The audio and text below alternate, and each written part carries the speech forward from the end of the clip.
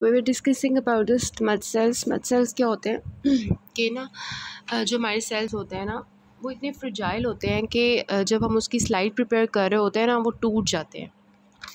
तो ऐसे लगता है किसी ने उसको नीचे दबा दिया सेल को, ठीक है। तो that is a smudge cell. तो स्मच सेल्स हमें इसमें मिलते हैं in case of CLL, remember this, ठीक है। उसके बाद क्या मिल रहा है हमें, फ्लो साइटोमेट्री में हमें क्या मिलेगा, B सेल्स जो है उनकी प्रोलिफरेशन मिलेगी, ठीक है। और ऑब्वियसली उसके CD मार्कर्स मिल जाएंगे। बोन मैरो बायोप्सी में हमें क्या मिलेगा, ऑब्वियसली वही जो सेल्स हैं, न्यूप्लास्टिक सेल्स हैं, ल्यूकेमिक सेल्स हैं, वो हमें बोन मैरो में भी बहुत ज़्यादा मिलेंगे। So this is actually the diagnosis, ठीक है। और बाकी जो डायग्नोसिस के पॉइंट्स हैं वो मैंने आपको पहले बता दिए थे कि how will you actually clinical features की बेसिस पे आप करोगे। लाइक हेपेटोस्प्लीनोमेगाली है तो अब्डोमिनल अल्ट्रासाउंड करवा लोगे, और इसके अलावा अगर लिम्फेडिनोपैथी है तो उसकी अगर आपने करवानी है तो उसकी बायोप्सी करवा लोगे, ठीक है, इस तरह से। और फिर हम बात करते हैं इसके ट्रीटमेंट की।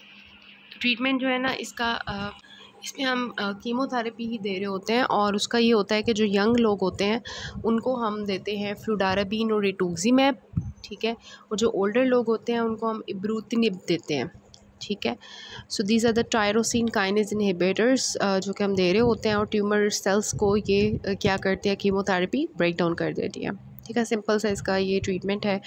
और इसके अलावा जो है आता है, अच्छा इसका हमने डिफ्रेंशिएट करना होता है, जो हमारा होता है ना CML, हमने नेक्स्ट करना है CML के बारे में। सबसे पहले CML क्या है, माइलॉइड स्टेम सेल जो हैं उनकी क्रॉनिक प्रोलिफरेशन, क्लोनल प्रोलिफरेशन जो होती है उसको हम कहते हैं जो CML, ठीक है। किस एज में होता है, 40 ईयर्स से ज़्यादा में होता है। फिर ये क्या होता है कि इसके अंदर जो मोस्ट इम्पॉर्टेंट आपने चीज़ याद रखनी है वो ये कि इसमें बहुत ज़्यादा चांसेस होते हैं कि पेशेंट की जो CML के लोग होते हैं ना वो ब्लास्ट क्राइसिस में चले जाएं, ठीक है। मतलब कि क्रॉनिकली कोई इन्फेक्शन CML उनके अंदर कैंसर चल रहा था, एकदम से एक्यूट अटैक आया, एक होता है ना एक्यूट अटैक आने को, वो कहते हैं कि एकदम से उसको ब्लास्ट क्राइसिस आ गई, ठीक है। तो end stage of this disease is acute phase which is known as blast crisis, जिसमें क्या होता है कि बहुत ज़्यादा ब्लास्ट सेल्स बॉडी में जो है ना, बॉडी में ब्लास्ट ही ब्लास्ट हो जाते हैं, एक किस्म का ब्लास्ट हो जाता है, ठीक है। इसमें जो मोस्ट इंपॉर्टेंट आपका जो अभी हमने सिनेरियो भी डिस्कस किया था ना, वो आपका CML का ही सिनेरियो था, और उसमें आपको जो ओल्ड मैन का था, ठीक है, CML का ही सिनेरियो था। उसमें उन्होंने पूछा हुआ था कि क्रोमोसोम जो है वो कौन सी इसकी है एब्नॉर्मलिटी। तो याद रखना है इसमें 2 हमारे क्रोमोसोम्स होते हैं, ठीक है। एक 22 क्रोमोसोम है और एक 9 क्रोमोसोम है, ठीक है। 22 क्रोमोसोम के ऊपर we have the BCR gene, ठीक है, और 9 क्रोमोसोम पे we have the ABL gene, ठीक है। तो होता क्या है कि इनमें ट्रांसलोकेशन हो जाती है, 922 ट्रांसलोकेशन हो जाती है। उसकी वजह से क्या होता है कि वो जो ट्यूमर्स एक ट्रांसलोकेशन की वजह से जो अब बनेगा ना आगे, मतलब सेल्स जो है ना वो बहुत ज़्यादा डिवाइड करना शुरू हो जाएंगे अपनी मर्ज़ी से, ठीक है। बहुत ज़्यादा सेल्स डिवाइड करना शुरू हो जाएंगे, इसको हम कहते हैं फिलाडेल्फिया क्रोमोसोम, ठीक है। तो ये हमारा मसला होता है इसमें। और फिर हम क्लिनिकल फ़ीचर्स की बात करते हैं तो इसमें वो ही होंगे क्लिनिकल फ़ीचर्स सारे के उसमें इन्फेक्शंस हो रहे होंगे, और स्प्लीनोमेगाली, हेपेटोमेगाली, लिम्फेडिनोपैथी होगी विच इज़ पेनलेस सर्वाइकल, और पेशेंट को फीवर होगा। कॉन्स्टिट्यूशनल सिम्टम्स आते हैं इन लोगों में, weight loss, anorexia, night sweats, anaemia, thrombocytopenia, ठीक है। ये सारे इसके सिम्टम्स होते हैं। हाइपर मेटाबॉलिक सिंड्रोम की वजह से ये सारे कॉन्स्टिट्यूशनल सिम्टम्स आ रहे होते हैं, पेशेंट को इन्फेक्शंस हो रहे होते हैं। मोस्टली एसिम्टोमेटिक होता है, लेकिन रूटीन लैब्स जब हम करवा रहे होते हैं तो एकदम से जब हम देखते हैं हो इसके अंदर तो बहुत ज़्यादा WBCs है, कोई ना कोई मसला तो है, तो WBCs की एक्सेस हम देखते हैं लैब से, जिससे हमें इसका फ़ायदा मतलब इसका पता चलता है। अदरवाइज़ ये मोस्टली एसिम्टोमेटिक होता है। डायग्नोसिस की बात करें तो ऑब्वियसली CBC करवाएंगे, तो CBC पे क्या मिलेगा, कौन से सेल ज़्यादा मिलेंगे, लिम्फोसाइट ज़्यादा मिलेंगे, नहीं, कौन से सेल ज़्यादा मिलेंगे, WBCs। तो ल्यूकोसाइटोसिस हुई होगी, इओसिनोफिल्स भी ज़्यादा होंगे। WBCs में जो है टोटल अगर हम बात करें तो वही ज़्यादा हुए होंगे, ठीक है। थ्रोम्बोसाइटोसिस हुई होगी। इसके अलावा पेरिफेरल ब्लड स्मीयर में हमें क्या मिलेगी, पेरिफेरल ब्लड स्मीयर में हमें इमेच्योर ग्रैनुलोसाइट्स मिलेंगे, ठीक है। और बेसोफिलिया होगा, मतलब कि बेसोफिलिक सेल्स भी ज़्यादा हुए होंगे। थ्रोम्बोसाइटोसिस भी हमें देखें, थ्रोम्बोसाइटोसिस होती है इसमें क्योंकि आपकी जो CML का है ना, CML का पेशेंट उसको उसके मैच्योर सेल्स सारे ज़्यादा हुए होंगे। वहाँ पे पीछे थ्रोम्बोसाइटोपिनिया था, यहाँ पे थ्रोम्बोसाइटोसिस। एक तो प्लेटलेट्स भी ज़्यादा मिलेंगे आपको, ठीक है, बेसोफिल्स भी ज़्यादा मिलेंगे आपको, ग्रैनुलोसाइट्स भी ज़्यादा मिलेंगे, लेकिन आरबीसीज कम होंगे, ठीक है, एनीमिया होगा। फिर इसका जो ट्रीटमेंट होगा वो बोन मैरो बायोप्सी में वही हमें जो इमेच्योर ग्रैनुलोसाइट्स मिल जाएंगे, ठीक है। तो मोस्ट एक्यूरेट टेस्ट जो इसका होता है वो BCR एबल की जो हम अभी ट्रांसलोकेशन देखी है ना उसका होता है, उसको हम डिटेक्ट करते हैं बाय, ये जो BCR हुई हुई थी ना इसको हम डिटेक्ट करते हैं बाय द PCR, ठीक है। और फिश कि आपका जो है ना कैप्लान पे लिखा हुआ है, कैप्लान आपने एक दफ़ा ज़रूर रीड करनी है। मैं वैसे सारे पॉइंट्स उसके ऐड कर देती हूँ साथ साथ, और आपको डेविडसन के भी सारा कुछ बता देती हूँ साथ साथ।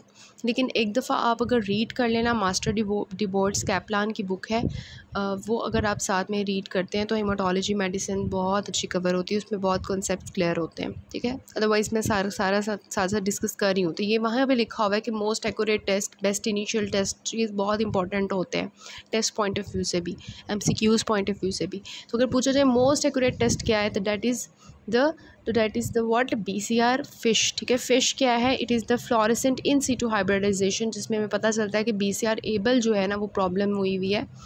और इसके अलावा जो है ना इन लोगों में हमें क्या मिलता है, परसिस्टेंटली हाई न्यूट्रोफिल्स मिलते हैं, कि सारे के सारे न्यूट्रोफिल्स मिलते हैं हमें, ठीक है। और प्रोराइटस, हमें ऐसे लोग जो होते हैं ना जो CML के होते हैं, वो हॉट बाथ्स अगर लें, शॉवर हॉट लें, उसकी वजह से इनको जो है ना प्रोराइटस खारिश शुरू हो जाती है। क्यों? क्योंकि हिस्टामीन रिलीज़ होना शुरू हो जाता है बेजोफिल से, बाकी इसमें बेजोफिलिया हुआ होता है ना इस वजह से। तो ये हो गया। अच्छा, उसके बाद हमारे आ जाता है ट्रीटमेंट। तो ट्रीटमेंट इसका बहुत ही सिंपल है। इसमें एक ही ड्रग आपकी काम करती है जो कि है टायरोसिन काइनेज इनहिबिटर्स में we are the imatinib. Best initial therapy जो है ना वो यही है, दासातिनिब है, नीलोतिनिब है, दासा, नीलो, ठीक है, और इमातिनिब, ये आपकी हैं। तो लेकिन बेस्ट इनिशियल थेरेपी तो ये हैं, लेकिन सबसे अच्छी थेरेपी नहीं है। सबसे अच्छी थेरेपी इन लोगों के लिए जो क्योर के लिए है ना वो बोन मैरो ट्रांसप्लांटेशन ही है। तो ये नहीं है कि आपके पास CML का पेशेंट है आप उसको पकड़ के बोन मैरो ट्रांसप्लांट कर दो, नहीं, पहले आप ये ड्रग्स दोगे, बेस्ट इनिशियल थेरेपी दोगे, लेकिन क्योर इसका जो है ना, मतलब कहते हैं ना कि डिज़ीज़ क्योर हो जाए, तो वो BMT ही है, बोन मैरो ट्रांसप्लांटेशन, ठीक हो गया। सो ये वाला आपने क्वेश्चन अटैम्प्ट करना है। देखिए 50 ईयर्स ओल्ड मैन है और उसके अंदर बहुत ज़्यादा न्यूट्रोफिल्स हैं, ठीक है। मैंने आपको बताया ना persistently high neutrophils, that is all neutrophils. तो ये इसका डायग्नोस्टिक पॉइंट होता है। WBC बहुत ज़्यादा मिलते हैं। प्लेटलेट काउंट्स भी रेज हैं जो कि बाकी में आपके कम मिल रहे थे और ब्लीडिंग के साथ पेशेंट आ रहा था। यहाँ पे क्या होगा, प्लेटलेट काउंट आपका जो है वो होगा इस तरह। अच्छा, उसके बाद आता है कि इन लोगों की जो है डायग्नोसिस इसका क्या होगा, ऑब्वियसली जो है वो CML होगा, ठीक है, CML इसका डायग्नोसिस होगा। उसके बाद हम 2 other causes of large screen हम डिस्कस कर चुके हैं। क्रोमोसोम नॉर्मेलिटी हमने बता दी, BCR एबल होता है, 922 ट्रांसलोकेशन होती है। ड्रग ट्रीटमेंट क्या है, इमातिनिब है, दासानिब है और नीलोतिनिब है। क्योरेटिव ट्रीटमेंट जो है वो हमारा क्या है, बोन मैरो ट्रांसप्लांटेशन, ठीक हो गया। उसके बाद है ये वाला जो है डायग्नोसिस है, ALL है ये। और राइट द इन्वेस्टिगेशन प्लान, आपने इन्वेस्टिगेशंस लिखनी है सारी, मैंने इतनी ज़्यादा आपको बताई हैं। और इसके अलावा एन्यूमरेट द ट्रीटमेंट ऑप्शंस। अच्छा, अब ना आपका पीडियाट्रिक्स में ना आपका जो इसमें 17 मतलब टाइम्स जो है ना 17 SCQs हैं आपके ALL के। अब मैं सारे तो डिस्कस करने लगूँ तो ये पूरा लेक्चर उसमें चला जाएगा। मैंने इंपॉर्टेंट पॉइंट्स हाईलाइट कर दिए हैं, इसी से आपको पता चलेगा कि ALL है। जो सिम्टम्स ऑलरेडी हम डिस्कस कर चुके हैं, लिम्फेडिनोपैथी, स्प्लीनोमेगैली हो गया, हेपेटोमेगैली हो गया, उसको फीवर वगैरह ये सब कुछ हो रहा होगा साथ साथ, और उसके नीमिया पैनसाइटोपिनिया होगा, इस तरह की चीज़ें, ठीक है। तो ये आपने सिनेरियो पढ़ा। उसके बाद आगे देखते हैं what is the diagnosis, it will be ALL, ठीक है। 4 DDs आपने लिखने हैं। तो DDs आपके परवेज़ अकबर पे लिखे हुए हैं, मैं बता भी देती हूँ। और वैसे भी आपको पता होगा एप्लास्टिक एनीमिया है, इडियोपैथिक थ्रोम्बोसाइटोपेनिक पर्परा है जो हमने टॉपिक पढ़ा था, इन्फेक्शियस मोनोन्यूक्लियोसिस हम कंसिडर कर सकते हैं। इसके अलावा हम कंसिडर कर सकते हैं पेशेंट को लिम्फोमा हुआ है, ठीक है। तो इसकी डिटेल आपको करने की ज़रूरत नहीं है, आप जस्ट इसके जो है वो, अभी हम इसकी डिटेल में भी नहीं जाऊंगी, लेकिन आपने एक दफ़ा इसकी डिटेल देख लेनी है कि वाइवा में अगर फॉर एग्जांपल आपके पास ये केस आता है तो आप जो है वो किस तरह से आप उसके DDs को एक्सक्लूड करोगे, ठीक है। तो वो एक चीज़ आ जाती है। अदरवाइज़ वैसे आपसे इन्यूमरेट करने के लिए आता है रिटर्न में। 4 expected complications of the treatment क्या क्या हो सकते हैं, लाइक उसके अंदर जो है जीआईटी अपसेट हो सकता है, कीमोथेरेपी देने की वजह से एलोपीसिया हो सकता है, रिकरेंट नोज़ोकोमियल इन्फेक्शंस, बार बार बंदा हॉस्पिटल आ रहा है, एनीमिया, थ्रोम्बोसाइटोपिनिया, एटॉनिक ब्लैडर हो जाएगा उसका, यूरेट नेफ्रोपैथी मतलब यूरिक एसिड ज़्यादा होने की वजह से, ठीक है। फिर इसमें भी डायग्नोसिस इन्वेस्टिगेशंस पूछे हैं, इसमें डायग्नोसिस 3 डीडीज़ पूछे हैं, 3 इन्वेस्टिगेशंस पूछे हैं, कॉम्प्लिकेशंस ऑफ ट्रीटमेंट पूछे हैं, वो हमने डिस्कस कर लिए। 3 डीडीज़ पूछे हैं, फिर इन्वेस्टिगेशंस हैं और फिर specific treatment steps of the most likely diagnosis, ठीक है। तो स्पेसिफिक ट्रीटमेंट स्टेप्स जो है वो आपने इसमें लिखने हैं, वो जो हमने एक टेबल डेविडसन किया था वो भी आप यहाँ पर लिख सकते हो। दैन अगेन डीडीज़ हैं और 4 relevant investigations, good prognostic factors हमने डिस्कस कर लिए हैं, diagnosis, 4 important prognostic factors, management steps के और diagnosis, investigations, complications of treatment, diagnosis और next step in the valuation of this case. उसके बाद आ जाता है नेक्स्ट, हिस्ट्री में आप क्या क्या पॉइंट्स पूछोगे कि कब से है और पास्ट हिस्ट्री तो नहीं है, वीकनेस, पैलर, फीवर तो नहीं है और गम ब्लीड, ठीक है, lymphadenopathy, bone pain, abdominal pain, headache, seizures, abdominal mass तो फील ही हुए हैं, हेपेटोस्प्लीनोमेगाली के लिए सारे होते हैं।